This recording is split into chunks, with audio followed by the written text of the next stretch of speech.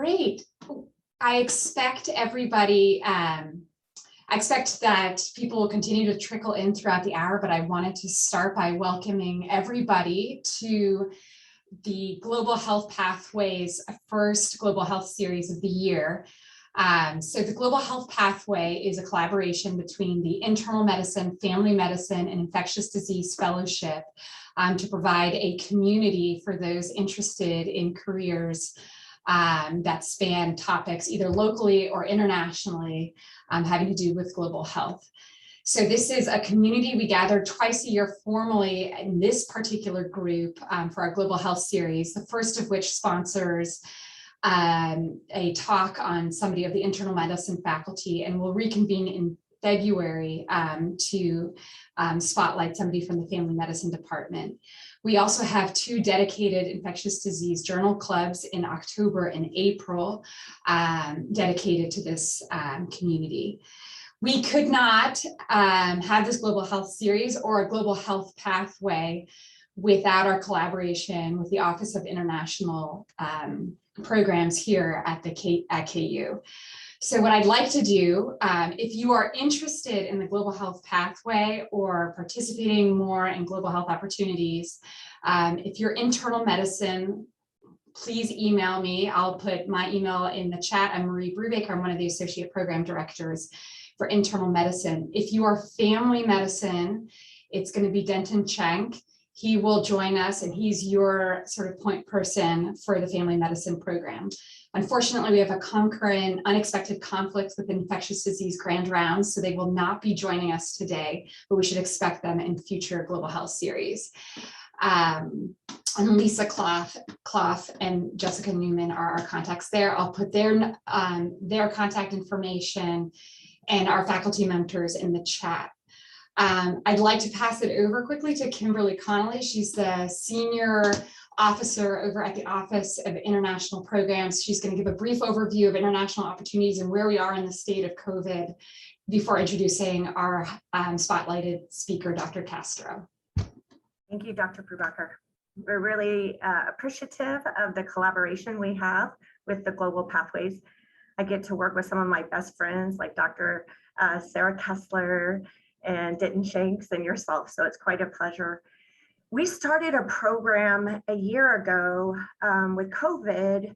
We knew that travel and the opportunity to travel for international educational experiences and those interested in global health, that they would be limited or not happen at all. So we wanted to move our educational efforts to the virtual platform.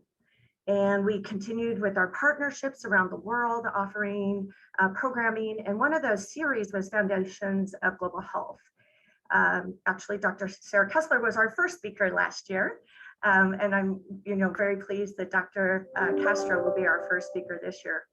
Foundations of Global Health, the idea of it was to spend the time that we would have really developing the base knowledge for resident students and even junior faculty who haven't engaged in global health but want to and have that interest.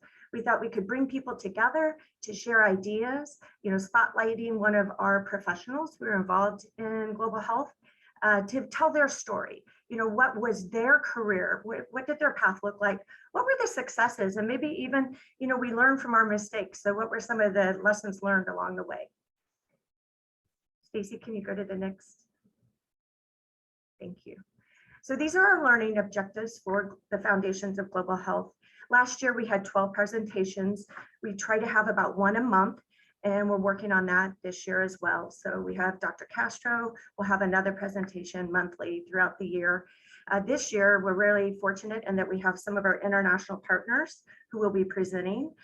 We're really excited because the Vice President of Kenya is going to give a global health update on the state of Kenya.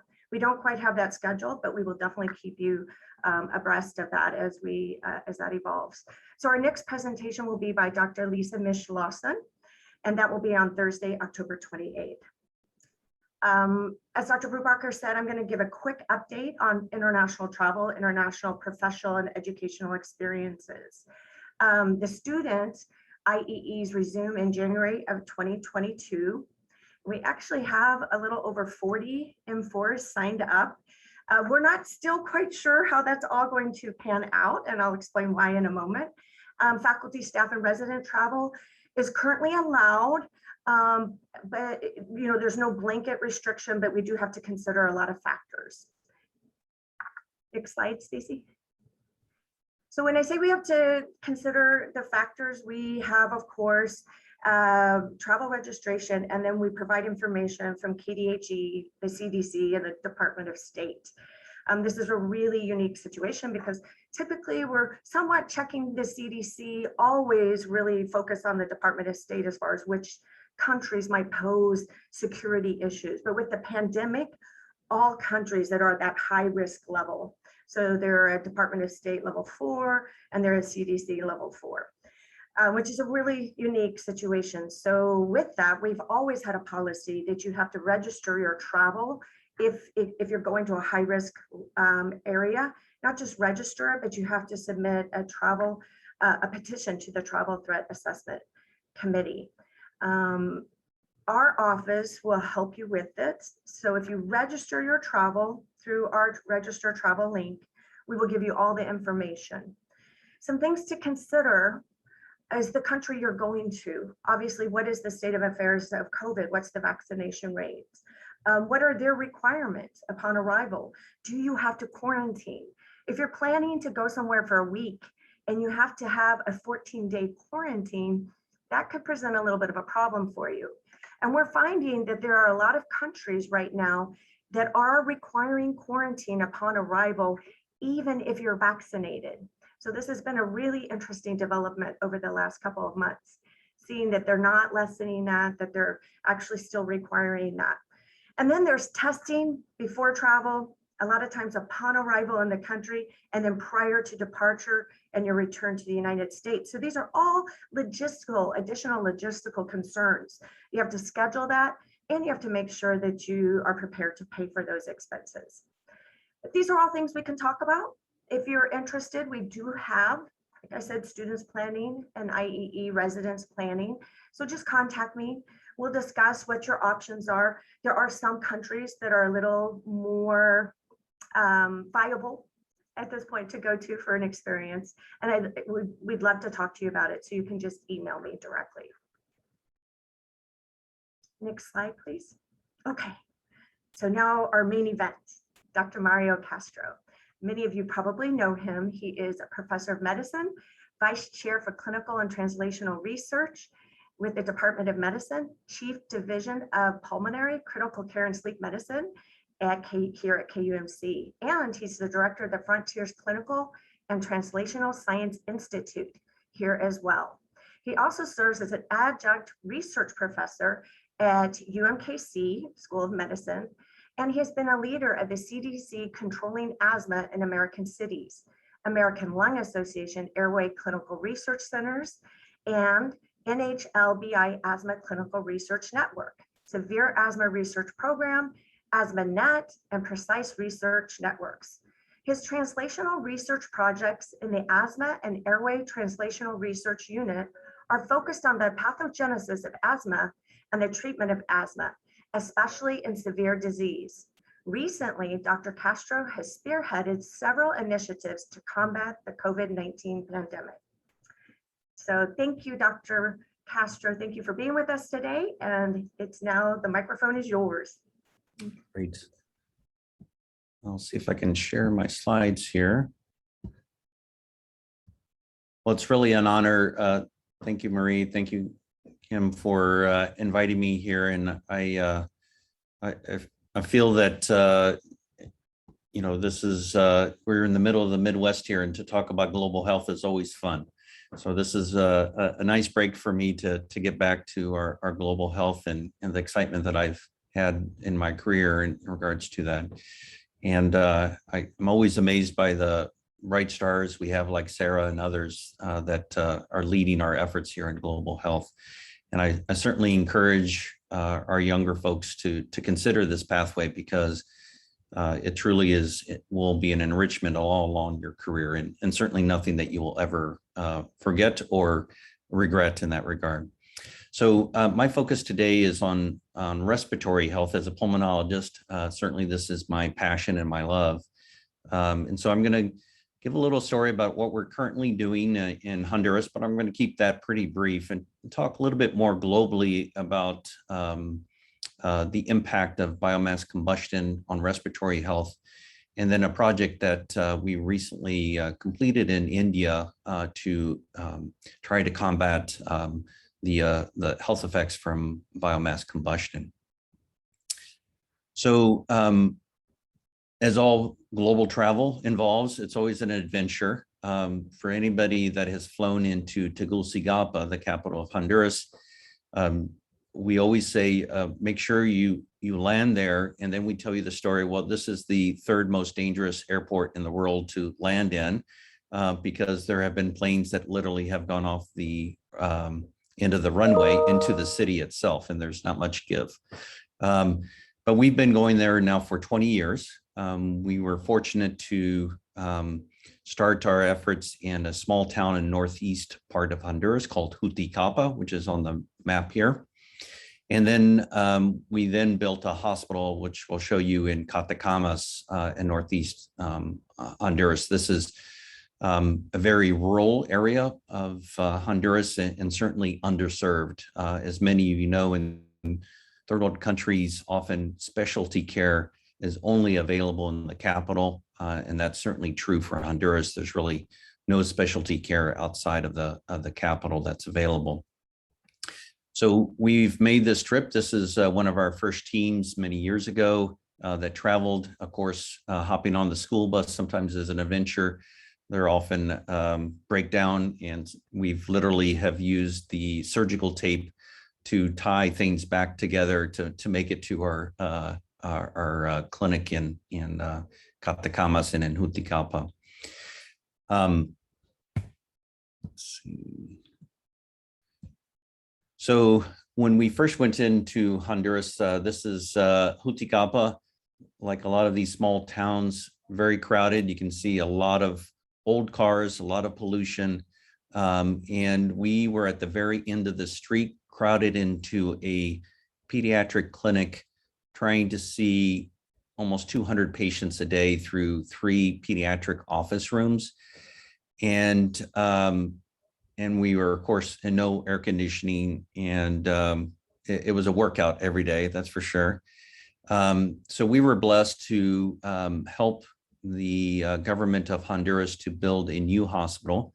We were able to raise $3 million here in the U.S. And the Honduras government matched another $3 million to build this hospital in Catacamas, Honduras, which was an underserved area and really had no access to hospital-based care. This was all also made possible by the Franciscan sisters, which were, unbeknownst to us, we discovered them in Springfield, Illinois. So we made, this was when I was in St. Louis, I traveled to Springfield, Illinois, and lo and behold, they had this whole warehouse of retired surgical nurses that were volunteering in this Together medical equipment. And they would make sure all the medical equipment was working. They would package it, bar scan it, and load up an 18-wheeler semi-trailer. And so through their efforts, we sent 10 semi-trailers full of hospital supplies and equipment down to this hospital. So this occurred about 10 years ago, and this now hospital is completely full, especially during the pandemic. They've now opened a COVID ward, and they are seeing their hospital census is between 120 to 150 beds.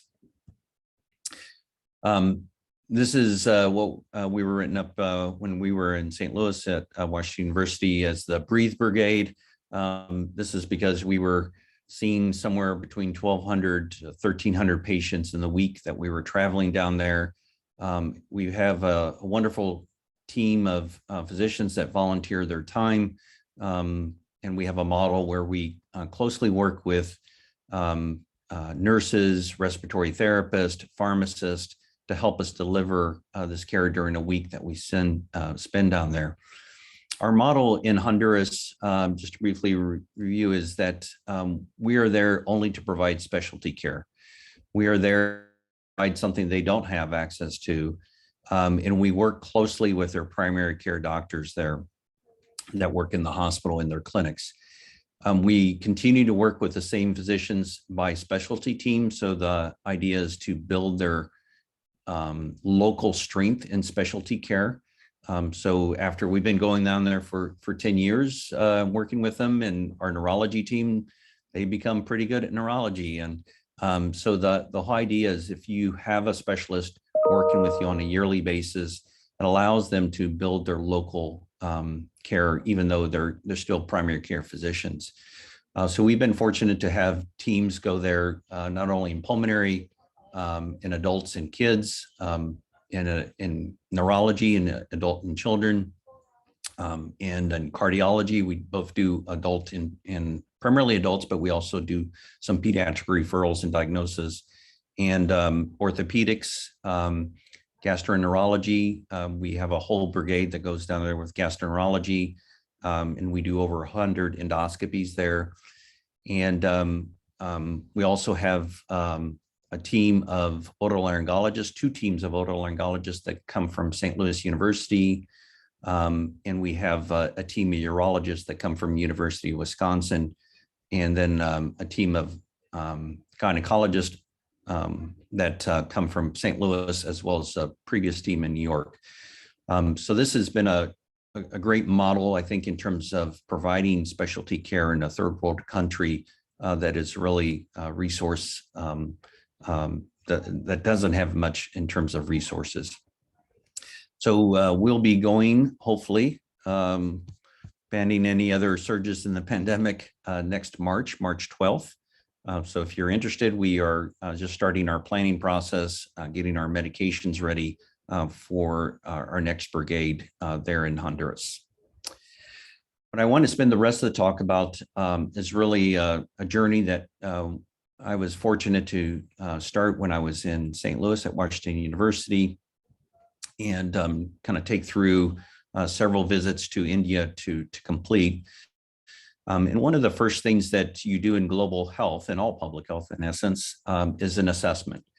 So when we had thoughts about doing an intervention in regards to biomass combustion, we first did an assessment where we took a team from both the School of Medicine, School of Social Work, and the School of Engineering with us to check out the local environment. And so we started off in Delhi, as demonstrated in this map, worked our way through Rajasthan, Gujarat, down to Mumbai or Bombay, and then all the way down to Bangalore, and then kind of worked our way in Andhra Pradesh and all the way back to Delhi. And as I'll tell the story, you'll see that in this country of 1.3 billion people, it is as diverse as you can imagine. And we in the US often think India is like one country. Well, that's like saying the US is one homogeneous country. It is not. It's quite diverse. And so I'll talk about how that impacted our planning process for the project that we did there. But I first want to introduce the concept of biomass combustion. And we're so fortunate here in the US that we really don't have much conception of what happens in the rest of the world in terms of cooking their food. And so when we look at households across the world, in fact, 50% of households use some type of biomass. Now, it can be just a charcoal stove that you use occasionally, all the way to that's the only thing you have to sustain your family. And you can see in bright red here, the countries in Africa that are predominantly biomass combustion countries, and also throughout China, India, Pakistan, and these countries all the way out to the Far East. And I think what we've learned is that these households, especially in rural households, this may be the only way that they can sustain their family In some of these regions, up to 90% of the rural households use biomass fuel to cook on a daily basis, as well as to provide heat and a source of light sometimes for the household. So the estimate is that affects 3 billion people on a daily basis, which is staggering in comparison to other public health problems. Now, this is actually outside of the hospital we built in Catacamas, Honduras. We always remember when we go back there on our bus ride, as you start to smell the pollution from the smoke, you know, it reminds you that this is a quite common and prevalent problem. So cooking stoves are also a major impact on our environment, and only as we've experienced in terms of global warming in the events in the last few years, it is profoundly related to this problem of biomass combustion. One thing is that it causes deforestation, and you can imagine what happens to deforestation in its contribution to global warming. And this may be due to just household use, but also due to industrial development in these lower resource countries. And it's definitely an important source of greenhouse gases, carbon monoxide production, and also carcinogens in these environments. When we look at cooking fuel sources, this was analysis done in India in 2005, but still holds true. The predominant source of cooking fuel is wood. And you can see here on a national basis, it's about 50% of fuel is coming from wood, but that increases almost to 2/3 of households using that predominantly in rural settings. And the cleaner fuel, certainly electricity is minutia there compared to here, is liquid propane gas. And that only represents 1/4 of the households on a nationwide basis in this country. So you can imagine that this is a huge problem for India. You can see an example of that cooking stove on the top right-hand corner. And I'll show you definitely some more pictures of that. This is one of the cleanest pictures I've seen of a real cooking stove. But there's this inverse relationship between the capita gross national product and the households that are using these traditional fuels or biomass fuels. You can see in terms of the gross national product, this, you know, the ones that are on the lower side here, almost 80 to 100% of those households are using biomass combustion. And this has a direct relationship to mortality. You can see here the indoor air pollution deaths attributable to pollution from biomass combustion. And you can see again, mimics that same earlier map that we saw in terms of Africa and Southeast Asia. It's estimated in India alone, 500,000 deaths due to COPD and over 100-some thousand deaths due to respiratory tract infections directly attributable to indoor air pollution.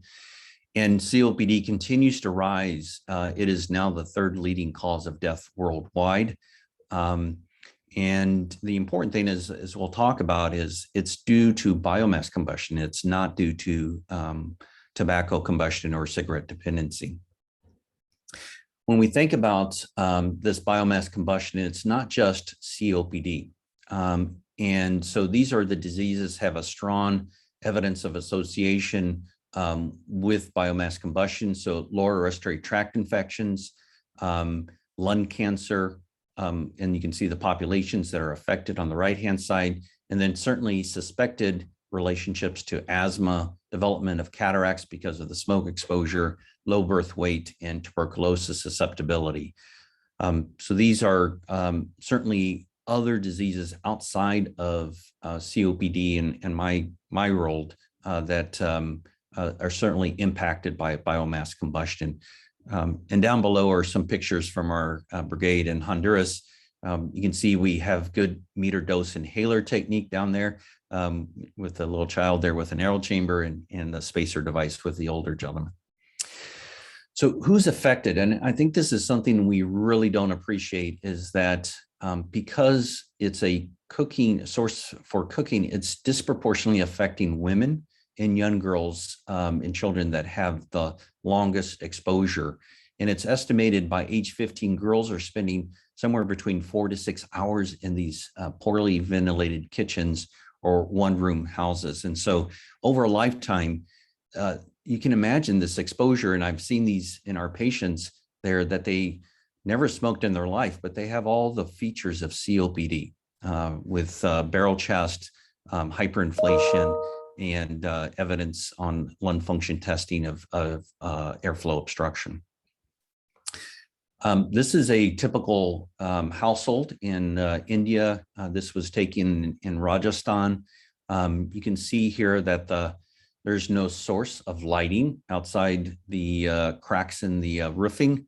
And you can see that there's really a lot of soot that's built up inside the household due to the indoor cooking stove. And this is on the other side of the household, a beautiful young girl there.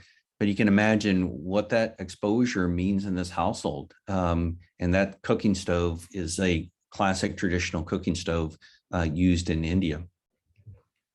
So what are the components of wood smoke? It's not only those noxious fumes and gases in terms of carbon monoxide, nitrogen oxides, predominantly NO2, but also sulfur oxides, and then these organic polycyclic aromatic hydrocarbons that are demonstrated on the right. These are carcinogens that are released by this combustion of cooking firewood, as well as particulate matter. So it's not just that, it's also the cancer risk that is directly attributable to these carcinogens.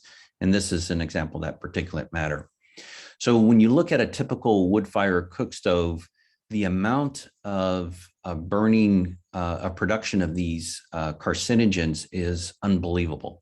Just from 1 kilogram of wood, this was done in the lab and our School of Engineering, and actually measured these emissions from just 1 kilogram of wood in one of these typical cooking stoves. So for anybody that's traveled to India, you probably have seen this before. I just want to know traffic in India is horrendous, especially around the big cities and Delhi, and this was outside of Delhi. And it's also noise pollution because everybody's using their horn just to get around the vehicles.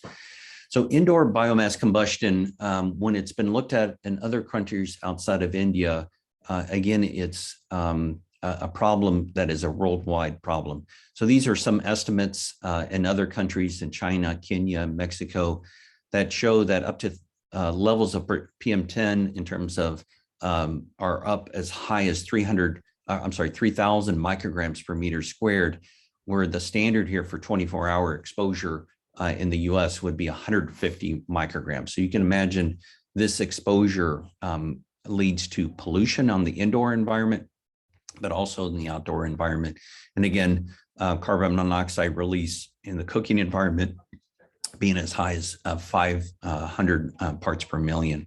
So the last point here is that this carbon emission has been shown to directly contribute to the brown clouds that form over Southeast Asia, which is one of the major causes of global climate change.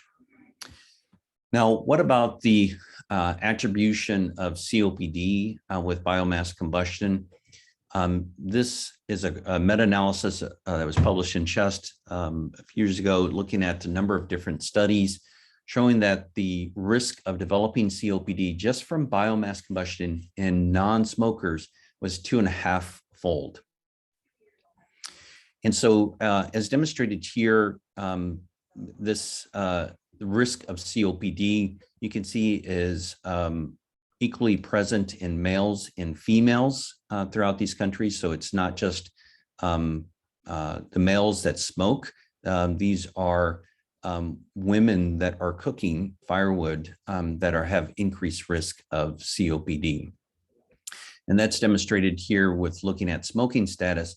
certainly the development of COPD is more common in a smoker, but you can see that the risk of developing COPD is 2.5-fold greater even in the non-smokers.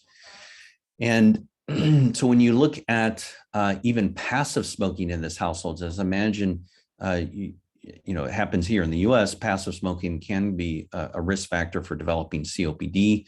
And when you give that additive effect of the biomass combustion together with smoking, your odds of developing COPD is over 4.5-fold greater. So when you look at the amount of smoking worldwide, there's estimated that it's 1.1 billion. Well, as I mentioned earlier, 3 billion people are estimated to use biomass combustion. So when I ask you what the most common cause of COPD is, hopefully now the answer will come out is biomass combustion, and it's not cigarette smoking. Not that cigarette smoking is not an important thing to stop. And certainly they do in India. You can see here in a picture that I was taking.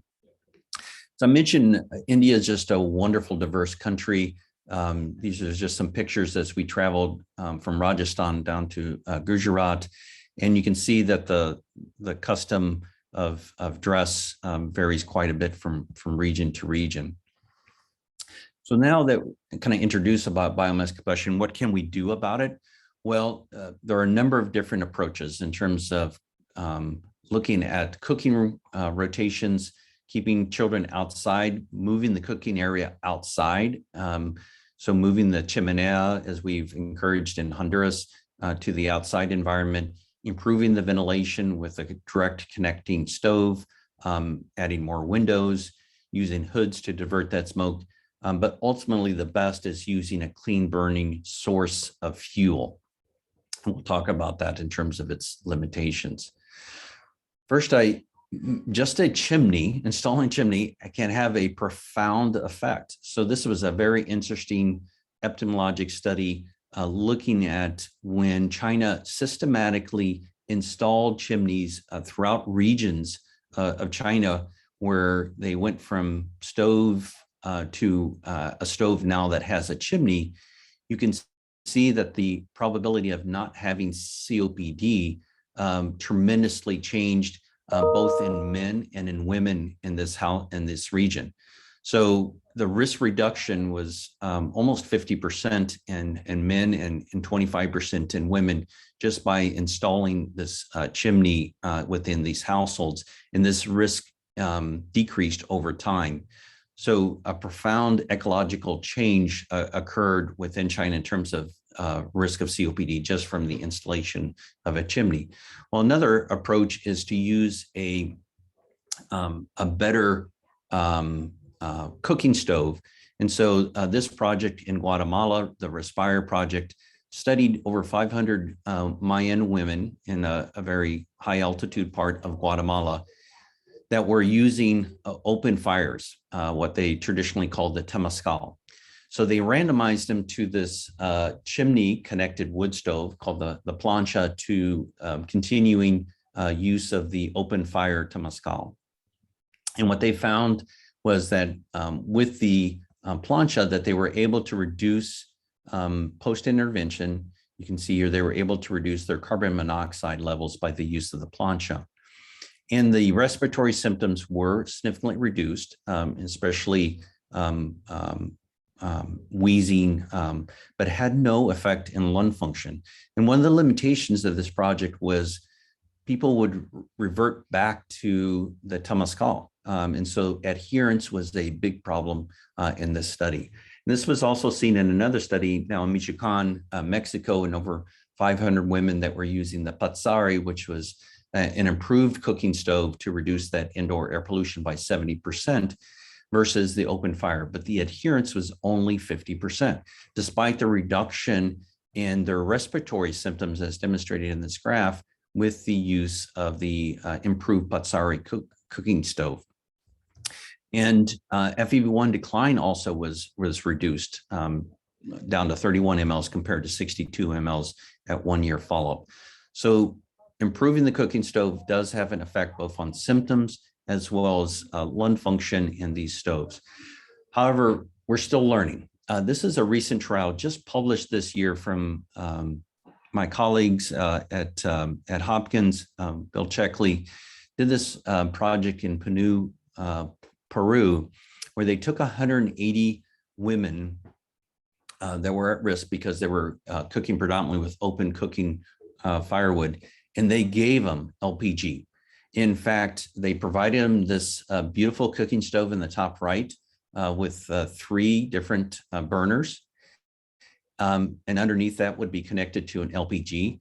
They actually delivered the LPG tanks to them twice a month. You can see here the guy on the motorcycle delivering those LPG tanks. And that adherence was fantastic at 98% in using this cooking stove. But as I'll show you in terms of the data, it had, after 1 year of this intervention and compared to open fire cooking stoves, there was no impact on blood pressure, peak expiratory flow, or quality of life, respiratory quality of life. And what's interesting in this study, in the CHAP study, was it actually did what we were hoping it would do. So you can see here in the blue is the intervention group that were cooking with LPG gas. It reduced PM 2.5, black carbon use in these measurements in these households, carbon monoxide levels, and nitric oxide levels. These are all reduced by the intervention. However, in terms of outcomes, and this was also confirmed by personal monitors as well, but you can see here in terms of the intervention, it had no impact on systolic or diastolic blood pressure, peak expiratory flows, or the St. George Respiratory Quality of Life questionnaire. So this was sobering. And so there is a follow-up study. Maybe this is particular to Puno, Guatemala, and there is a follow-up study that's being conducted similar to this in terms of the intervention across multiple countries. And so stay tuned. We're hoping that with a longer intervention, perhaps even a targeted intervention for those that have developed respiratory symptoms, given that we know that there is genetic susceptibility differences, perhaps will show an impact on these cardiovascular and respiratory outcomes. So there are worldwide efforts. This is one that Hillary Clinton championed with United Nations to create this Clean Cooking Alliance, used to be called the Global Alliance for Clean Cook Stoves, where over $50 million was donated with the goal of having 100 million homes converted to clean stoves by 2020. And I just want to end with a project that we did in India. And you can see here, we're meeting with the village elders. In the top right-hand corner is one of my colleagues from the School of Social Work, Karam Yadama, who was meeting with the village elders. And you can see that the women are on the periphery here, though there is one woman that's allowed into the discussion with the village elders. So this was the very first step into creating this intervention in the villages. And when we surveyed the homes, some of them did already have improved cooking stoves. You can see the chimney here on the left-hand side. Not the greatest, but still better than nothing in terms of, at least they had a chimney. But you can see the right-hand side is this traditional cooking stove that is closed, where you have 3 burners on the cooking stove and you feed the firewood in here with a chimney on the back count. So at least there's attempts in some of these homes to improve the cooking stove. There is another option that some homes used, which is biogas. So this is using dung, and you create a slurry with this dung here in the well on the left-hand side, and you put in a lot of water, you cover it, and then you put a little tubing that's seen in the right-hand side. That black tubing comes from fermentation of that gas. So methane gas is going through that tubing into the household to be used as a source of fuel from burning dung. And so this is the household connected to that tubing. You can see here the 2-burner stove that's being used from the methane gas from biomass combustion. And this household was very proud about this intervention, because you can see the walls of this house were white. The pots were nice and bright. There was no soot. And another added benefit was they had a source of lighting. And so they were so proud of this because children would come over to their house to study their books and so on, because this was the only house that had that light source. And so this was really a significant intervention for this home. The biggest problem with biomass combustion using done in other fuels like this is you have to have a ready source of water for that methane gas. And as I mentioned and alluded to, this is, certainly a very important problem, but it's not the only problem that these folks are facing. And you can see in terms of water sanitation on the left-hand side, having to go to this common well to get your water, poor oral dentition in the top right-hand side. And this little kid was running around me with impetigo, and certainly there are many other infectious diseases that they have to deal with. So we, after doing our initial surveillance across India, did a randomized cluster trial with 2 groups in which some of the households would be converted to an efficient wood burning stove. This efficient wood burning stove met the World Health Organization standards and cost about $50 to create using local resources. So we wanted to not only study the intervention, but also how to sustain that intervention. We knowing that in those previous studies that there was a fair amount of disuse after time. We were using this as primarily a pilot study to think about a subsequent larger study, but we also brought our engineering colleagues to look at emissions data to help us measure the impact of that. So this was truly a multidisciplinary intervention looking at improving the use of the cooking stove, prolonging its use, measuring its impact on air quality, and then ultimately measuring its impact on respiratory health in women and children. And the target population for this was the adult woman in the household that was responsible for cooking, and the child that was in age range of 8 to 14 years of age. And this was actually a protocol modification we had to do. Initially, I said 6 to 12 because that was based on what we experience here in the US in terms of trying to impact at a younger age. But we found was that the 6-year-olds in some of these remote villages were more like 4-year-olds. And so because of malnutrition and other causes, so we had to shift to an older age group.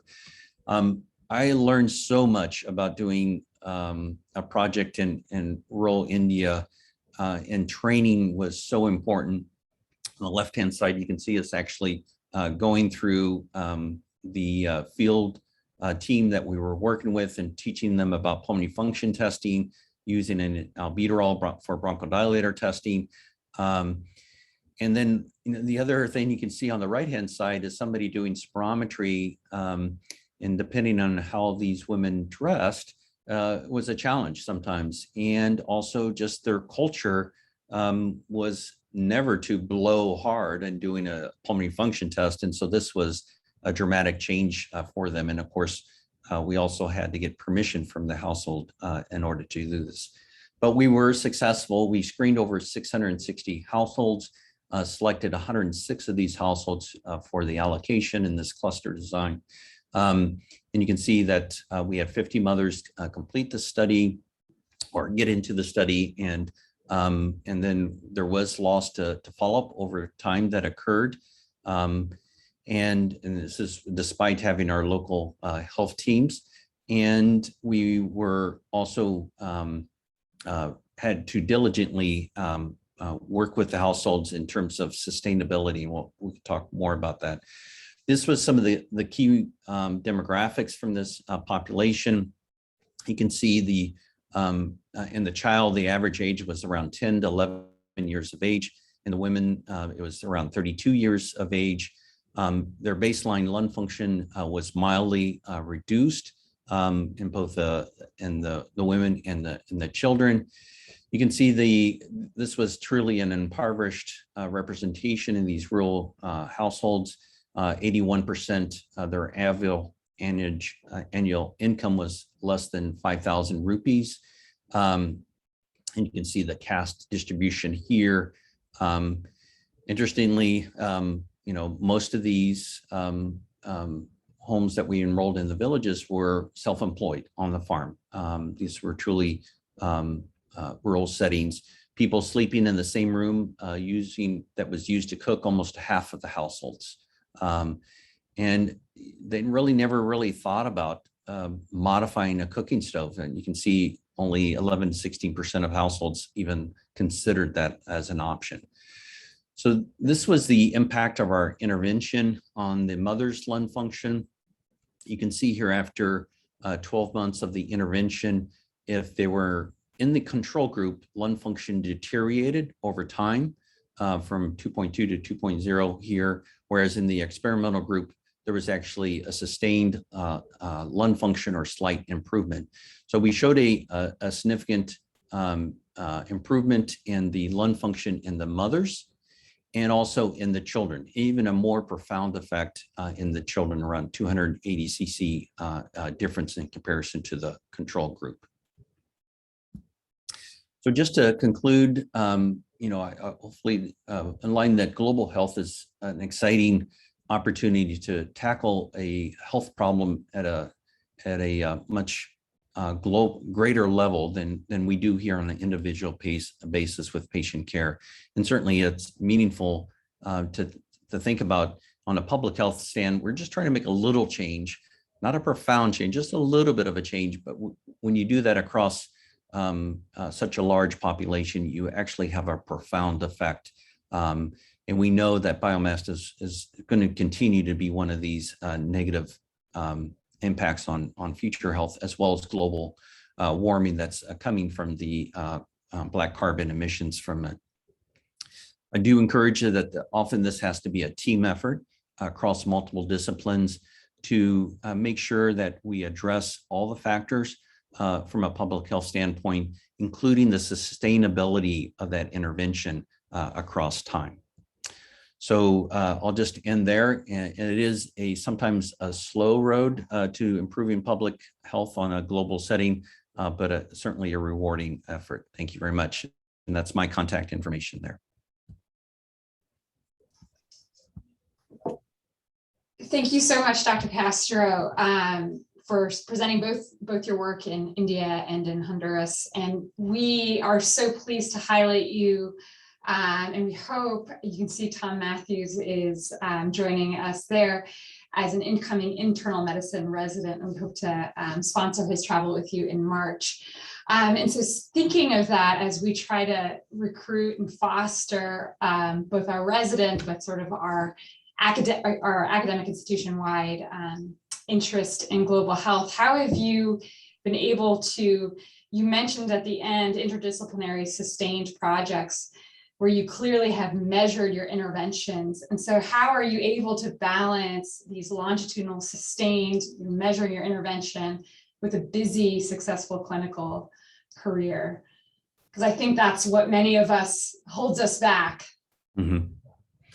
Yeah, I think I think the only secret that I would have, it's all difficult, is making it a team effort. Once, with our teams, we've been doing it to Honduras now for 20 years. We all know our very specific roles in terms of preparation. The last thing you want to do is for all to fall on you, because then you get overwhelmed. You would truly be overwhelmed. So basically, we start planning at least 6 months in advance each time our team goes out, and we delegate what each person is going to do. So we have somebody that's going to be in charge of ordering the medications. We have somebody that's going to be getting the surgical supplies together. Somebody that's going to be creating the teams that are going to be down there, who's going to work with who, the scheduling. So everybody has a role. And so that way it becomes doable because it doesn't fall on one person. And so we have our team meet together on a regular basis, on a monthly basis while we plan that. And so when you get to that day that you're getting on your airplane as a team, you know what to, you know what you're encountering, you know how the week is going to go. I mean, this is one of the reasons we have stuck with the same place, is because we have a system in place that we can work with the primary care there. We have established relationships. It's not changing each time. We know that we're trying to build their capacity there on a local level. They trust us. And so that, we know as a team, when we go down there, they're going to protect us. So they pick us up at the airport. They escort us all the way to the hospital. We don't leave the hospital grounds when we're there. Honduras is not the safest country if you're out there in those rural areas, but we feel totally safe with our team that's down there because we're on a campus that is, protecting us, and they truly are there, making sure that we're okay. So I think that is something that's helped me balance my busy academic schedule with having to do this. But anybody that's involved in public health, that the rewards are so great when you go out there. When I work here on the consult service ICU, it's great. But I really get so much just from helping somebody, help out just a little bit. One of my favorite stories is our neurology brigade. We have a pediatric neurologist. She's just a lovely individual, world expert in muscular dystrophy. And her biggest task that made her the day was, there was this kid with CP that was about 8 or 9 years old. The grandmother carried this child of 8, 9 years old all the way down from the mountain because this young child didn't have a wheelchair. And so we went to the warehouse, went and found a wheelchair for her, and she left our clinic with a wheelchair for her grandson, and that made our day. So those kind of stories really keep him coming back. And no matter how much time, extra hours, it's worth it.